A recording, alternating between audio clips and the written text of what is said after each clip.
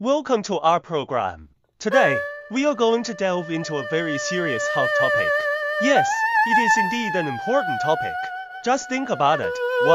93 million people worldwide are diagnosed with colorectal cancer every year, and 930,000 people die from it. That number is truly staggering, and it's increasing rapidly. Some predict that by 2040, the number of new cases might reach 3 million, with 6 million deaths annually. The growth rate is extremely fast. But there's a particularly crucial point here. Over half of these cases could have actually been avoided by adjusting eating habits. Yes, that point is profoundly important. The potential for lifestyle intervention is huge. So, this time we want to take a good look at colorectal cancer, especially how its symptoms progressively become terrifying.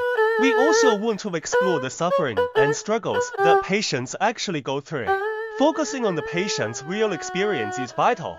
We need to see how the food we eat can become an invisible killer and, finally, find scientific methods for prevention. This time, we will pay special attention to the details of symptoms and suffering, hoping to give you a deeper understanding of how serious this disease is. Okay, our discussion is based on a quite detailed scientific research paper about the relationship between colorectal cancer and diet. Let's start with the global data. The 2022 figures are truly shocking. Yes, let's look at the specific numbers. 93 million new cases, ranking third among all cancers globally. 93 万 deaths, making it the second leading cause of cancer death. A very high ranking. What does this mean? A simple calculation, on average, 220 people are diagnosed and 106 people die every year. Wow, that's roughly one person on Earth hearing the doctor say you have colorectal cancer every 33 seconds. The frequency is too high. But what's more interesting is the significant regional disparity behind these numbers. Oh, how so? Look, in places like Australia, New Zealand, and Europe, the incidence rate can be over 4100s. 0, but in some areas of Africa and South Asia, it might only be about 4100s. 0, that's nearly a tenfold difference. Tenfold, that's too huge a difference. Yes, which strongly suggests that the main reason may not be genetic. Think about the example of Japanese immigrants. I know, that's very famous. Right, colorectal cancer used to be rare in Japan. But when Japanese people immigrated to the US, their lifestyle, especially their diet, completely changed. As a result, after just 2 generations, their incidence rate became almost as high as that of the local white population. That clearly illustrates that the environment, especially what we eat, is the main factor. So, environment and diet are key. And the future prediction, that sounds even less optimistic. It is. The forecast shows that without more effective measures, by 2040, the global annual new cases will increase by 66%, reaching a terrifying 2 million. Oh my goodness. And the number of deaths, it will increase by 72%, to 1.6 million a year. Yes, especially in China. The situation is also quite severe. The annual growth rate is about 4% to 5%. That's fast growth. Moreover, the rate in cities is 2 to 3 times higher than in rural areas. And more young people are getting the disease. Young people too. Why? It's mainly related to the increasingly westernized diet, and also to the fact that people now spend too much time sitting and have little physical activity. Sedentary lifestyle, westernized diet, these are all risk factors. Alright, now let's focus on the most unsettling aspect of this disease, its progression, especially those initial signals that are easily overlooked, and the suffering that might emerge later. This process is indeed cruel. The most insidious thing about colorectal cancer is how well it hides in the beginning. Yes, it's very secretive. The tumor might have been quietly growing in the colon for several years without you feeling anything at all. Exactly, because the colon is relatively large. A small tumor in the early stage doesn't cause problems. No pain, no discomfort. So, what would be the earliest signals? The earliest might be some very subtle changes. For example, a change in bowel habits. How does it change? It might be a rotation of diarrhea and constipation, or a change in the shape of the stool. It's thinner or flatter than usual. Thinner, yes, and you might feel a little discomfort in your abdomen, like bloating or gas. But these are too easily mistaken for indigestion or stress, and we just ignore them. True, he would think it's cancer. But if the signal becomes a little more obvious, then we must be vigilant. Large-scale studies have found that one of the most common symptoms is blood in the stool. Blood in the stool. Isn't that hemorrhoids? That is the biggest trap. Up to 81.1% of patients experience blood in the stool. But the vast majority of people, even some doctors, immediately think it's hemorrhoids. This misdiagnosis is too common and too dangerous. Wow, over 8 out of 10 people have blood in the stool. Yes, the second most common is a persistent change in bowel habits. Not just occasionally, but continuously. About 74.4% of people have this persistent change. And then there's abdominal pain, accounting for 46%, followed by unexplained anemia, which about 30% of people experience. Why anemia? The tumor can cause chronic blood loss, but you might not be able to see the blood with the naked eye. Over time, this leads to anemia. The manifestation is feeling constantly tired, lacking energy, and having a pale complexion. I see. What if these signals are all missed? Then it might progress to a more severe stage. About 41% of patients visit the doctor for the first time because of bowel obstruction. Bowel obstruction. The intestine is blocked. Yes, the tumor has grown too large and has blocked the intestine. The feeling is extremely painful. The abdomen cramps violently, causing patients to writhe in pain. They vomit, can't eat, and their belly is distended like a drum. That sounds terrifying. This usually requires immediate emergency surgery. At the same time, 48% of patients will experience unexplained rapid weight loss. Or the person becomes emaciated. Yes, this is a clear sign of the body being consumed and the situation deteriorating. The earlier abdominal pain and the lack of energy due to anemia will also become more severe. And in the late stage, the suffering in the late stage is even more intense and multifaceted. The patient might be able to feel a hard lump on their abdomen. Feeling a lump, they might have ascites, which is fluid buildup in the abdomen, causing the belly to swell significantly. If the cancer cells spread to the liver, they will develop jaundice, yellowing of the skin and eyes. Metastasis. If it spreads to the lungs, they'll have shortness of breath and coughing. The most tormenting thing is often the pain. The continuous, severe pain that common painkillers may not even manage very well. This is a physically and mentally exhausting process for both the patient and the family. Truly brutal. I see a term here called the waiting time paradox. It sounds a bit strange. It says that patients whose symptoms have lasted longer may actually be diagnosed at an earlier stage, while those who see a doctor shortly after symptoms appear might be at a later stage. How is this possible? This paradox precisely illustrates how unreliable judging by symptoms alone can be. For example, I have occasional bloody stool, but it's not severe. The patient keeps putting it off. They wait a long time before seeing a doctor. But because the tumor itself is lazy and slow-growing, even though they waited a long time, the stage might still be relatively early. But conversely, some tumors are particularly aggressive and grow extremely fast. When symptoms do appear, they might be very obvious and severe, such as intense abdominal pain or bowel obstruction. The patient rushes to the emergency room immediately. But because the tumor is so aggressive, even though it was discovered quickly, it might already be in the late stage by then. I see. So, you can't wait for symptoms? Absolutely not. The most important reminder from this paradox is, never wait until symptoms become severe to get checked. By then, it may very well be too late. That's why active, regular screening is so important. Yes, these numbers sound cold, but think about it. Behind every number is a living person. A family, going through or about to go through immense suffering. Right? We can't just look at the statistics. Let's pause for a moment and feel the real struggles and pain of the patients behind these figures. These stories are, of course, paraphrased, but they reflect the experiences of many. For example, the regret. Someone might say, I had blood in my stool for half a year. I checked online and thought it was just hemorrhoids. The doctor said so too. Finally, the abdominal pain was unbearable, and the check revealed stage 3. If only I had gotten a colonoscopy earlier. This if only feeling is a huge blow to patients. Yes, the feeling that it could have been avoided is too heavy.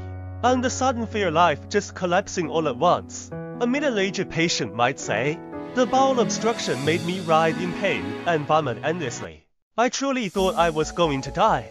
I survived the emergency surgery. But when I wake up, I found a bag on my belly. I'll have to rely on it to pass stool from now on. I'm only in my 40s. My life seems to have changed completely in an instant. Yes, the change in body image and the fear of the future are so damaging. Then the despair of the late stage. Someone might say, my hair is all gone from chemotherapy. I'm vomiting constantly. Can't eat anything. The doctor says the cancer cells have spread to my liver and lungs. I don't have much time left. I really regret my terrible eating habits before. If I could start over. The physical pain combined with the fear of death is just too difficult. Even if the treatment effect is relatively good, the long-term impact is significant. Take those patients who need to wear a colostomy bag permanently. The colostomy bag is what you just mentioned, the bag for collecting stool. Yes, imagine having to clean the feces yourself every day. How troublesome, how embarrassing, constantly worrying about leaks, about the smell, afraid to travel far, afraid to go to crowded places, feeling like their social life is gone, their self-esteem is gone. Oh my God! So, these stories tell us that early detection is not just about survival, it's about the quality of life. Prevention and screening are not just about not dying. They are about avoiding this path full of suffering and struggle. The difference in this suffering is particularly evident when looking at survival rate data. We often use the 5-year survival rate from the National Cancer Institute NCI data to measure this. Yes, that's a common indicator. If the cancer is still contained within the colon or rectal wall, the localized stage, meaning early stage, what is the 5-year survival rate? 91.5% over 91%. That number is very high. It virtually means it can be cured. Yes, 91.5% is full of hope. But the reality is that only about 34.2% of patients are discovered during this golden period. Only about 1/3. That's too few.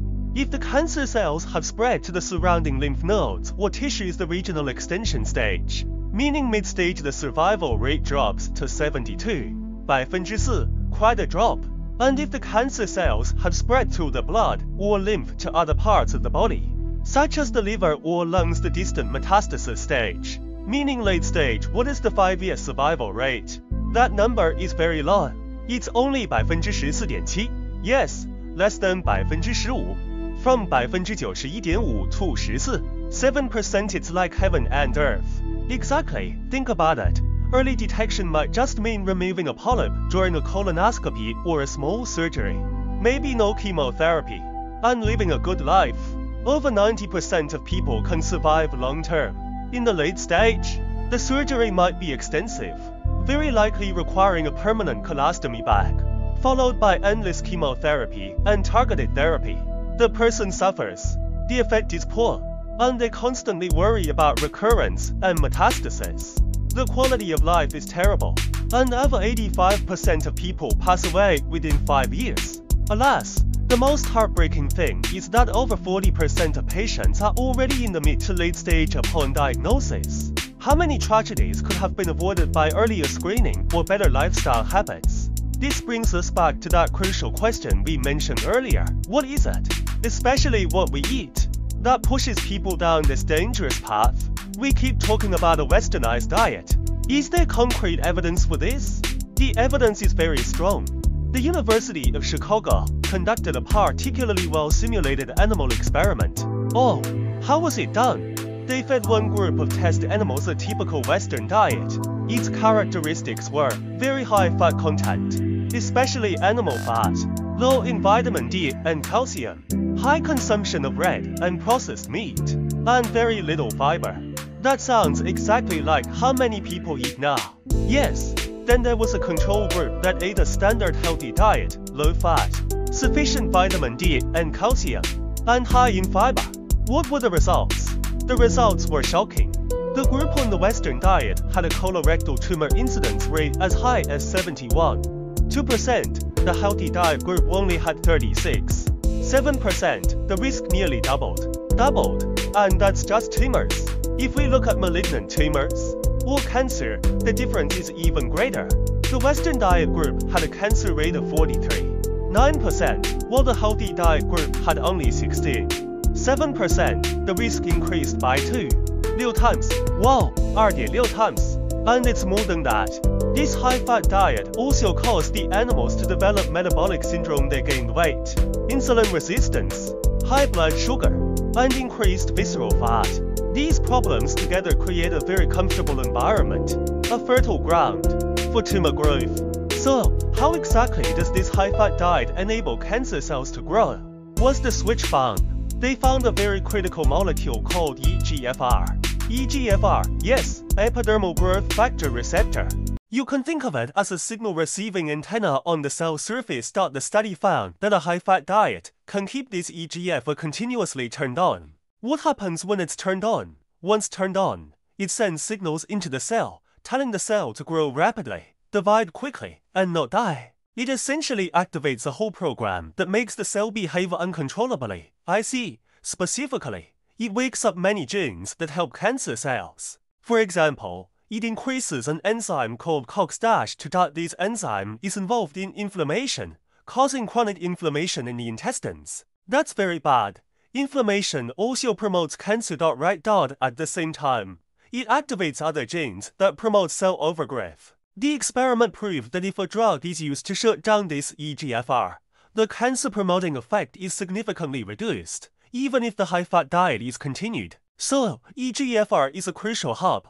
This really pinpoints the key connection from the dinner table to the cancer cell. There's another thing that's even more alarming, called the field effect. The field effect. It means the study found that a high-fat diet doesn't just act on tumors that have already grown. It can even make the EGFR signaling pathway abnormal in the seemingly normal colon lining. The area where cancer hasn't grown is also abnormal. Yes. To use an analogy, this way of eating not only makes the burning house tumor burn fiercer, but also pours oil on the entire community, the entire colon, turning it into a highly flammable field. This lays the hidden foundation for future new tumors to grow.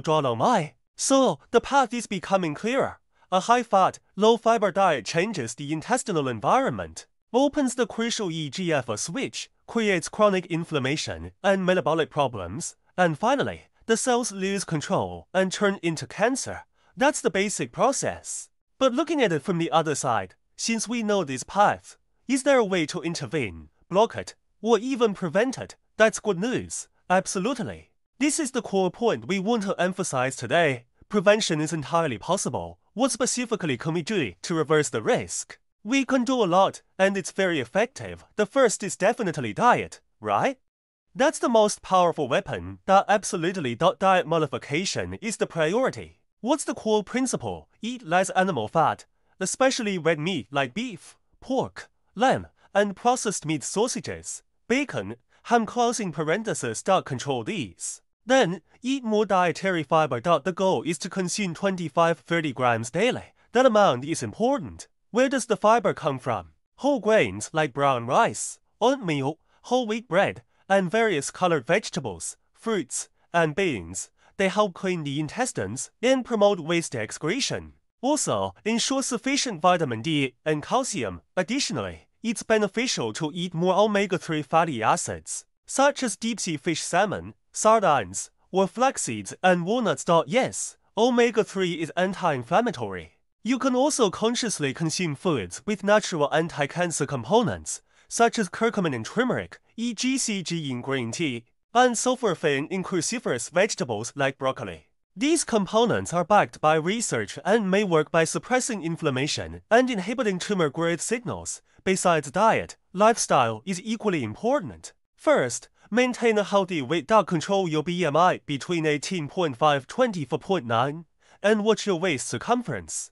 Don't be too obese. Second, exercise regularly. Aim for at least 150 minutes of moderate intensity activity per week. Brisk walking, swimming, or cycling are all good. Exercise improves metabolism and reduces inflammation. Get moving. Third, drink less alcohol. Fourth, if you smoke, quit immediately. Smoking increases the risk of colorectal cancer by about 40%. Wow, 40%. Control both smoking and drinking. Yes, these lifestyle adjustments are all extremely important. But please allow me to emphasize one more time, and very seriously, no matter how healthy your lifestyle is, it must never replace regular colorectal cancer screening. Screening still can't be bypassed. Right? Absolutely not. Screening is the best way to detect the disease early, or even kill it off at the precancerous polyp stage. The current recommendation is for the general population to start screening at age 50. Age 50, if you have high-risk factors like a family history. You should start earlier, maybe at 40 or even before. How to screen? There are several methods. Colonoscopy is the gold standard. It allows direct viewing of the entire colon, and polyps can be removed immediately. A colonoscopy is typically recommended every 10 years. There's also the fecal immunochemical test FIT, which is more convenient, but needs to be done annually. There's also the fecal DNA test, recommended every 7 years. Each has its pros and cons. You can discuss with your doctor which one is best for you. The key is to do it. The value of screening lies in its ability to push the detection time forward to that 91.5% survival rate early stage. Seize the golden time. Right at the same time, don't forget the symptom signals we talked about earlier. 80% have bloody stool. Over 70% have a change in bowel habits. Nearly half have abdominal pain. And 30% have unexplained anemia. These are the body's alarms. If they appear, you must go to the hospital immediately for a checkup. But our goal is to resolve the problem through screening before these alarms even sound. Okay, let's summarize the core content we discussed today. Colorectal cancer incidence and mortality are shockingly high and still rising. We focused on how its symptoms progressively worsen and how much suffering it causes. We heard the patient's real experiences. Yes, the process is very tormenting. We saw how huge the difference is between the 91.5% 5-year survival rate for early detection and the 14.7% for late detection. A world of difference. We also revealed the crucial mechanism, how the high-fat Western diet pushes people towards cancer by activating the key molecule, EGFR. The mechanism is quite clear. So, what does all this ultimately mean? The most important point is that over half of all colorectal cancers could have been prevented by changing eating habits. Yes, this is the most crucial information. Prevention is highly achievable. There is actually great hope and power in this. Exactly, the path from the dinner table to the sickbed is not predetermined. Every choice we make affects our health. Understanding this today is not to cause anxiety, but to give you knowledge, empowering you to make the right choices. So, we hope that after listening, you can actively take action, improve your diet, exercise more, maintain good habits, and please, definitely stick to regular colorectal cancer screening. Finally, a question for you to ponder, since this Western diet is so closely linked to colorectal cancer, and the connection can even be found at the molecular level, and that field effect suggests the entire colon might be affected. Doesn't this also hint that the same eating habits might be quietly influencing other parts of our body as well, fostering other chronic diseases, such as cardiovascular disease, diabetes, and even neurological issues like Alzheimer's? Although the manifestations are different, this is a very thought-provoking direction. It makes us think again about the long-term impact of what we eat every day on our entire body system. It might be much more than just colorectal cancer.